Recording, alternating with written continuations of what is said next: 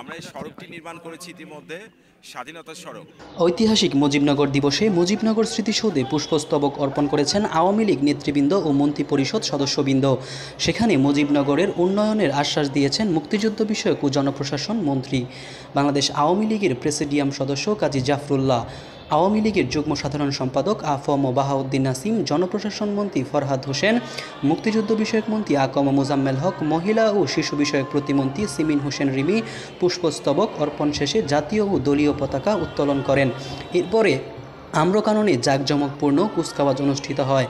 Bangladesh police, BGB answer ও BNCC ও ছাত্রছাত্রীদের একাধিক দল কুচকাওয়াজে প্রদর্শন করেন।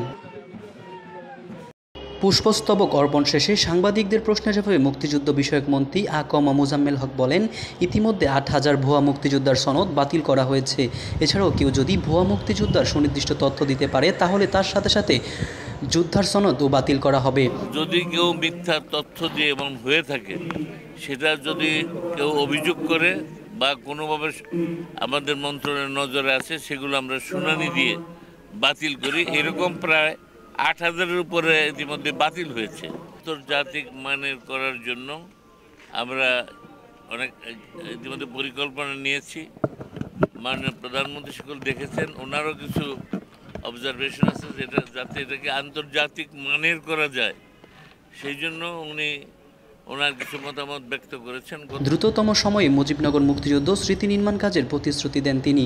অন্যদিকে মুজিবনগর চেকপোস্ট ও স্থলবন্দর চালুর জন্য ভারত বাংলাদেশ পর্যায়ে প্রয়োজনীয় কাজ চলছে বলে জানান জনপ্রশাসন প্রতিমন্ত্রী ফরহাদ হোসেন। সরকার অনুমোদন করেছে এবং গেজেট হয়েছে, এবং এক্ষেত্রে কিন্তু আমাদের পক্ষ থেকে আমরা এই সড়কটি নির্মাণ করেছি ইতিমধ্যে স্বাধীনতা সড়ক। আপনারা জানেন বিষয়টি দ্বিপাক্ষিক, দুটি দেশের বিষয়। আপনারা জানেন যে ইতিমধ্যে ভারতের মাননীয় প্রধানমন্ত্রী এবং বাংলাদেশের প্রধানমন্ত্রী সকাল 10টায় শেখ হাসিনা মঞ্চে শুরু হয়েছে বাংলাদেশ আওয়ামী লীগ আয়োজিত জনসভা। সেখানে বক্তৃতা করেছেন আওয়ামী লীগের কেন্দ্রীয় নেতৃবৃন্দ। মোহাম্মদ সাইম সরকার, নিউজ বাংলাদেশ 64।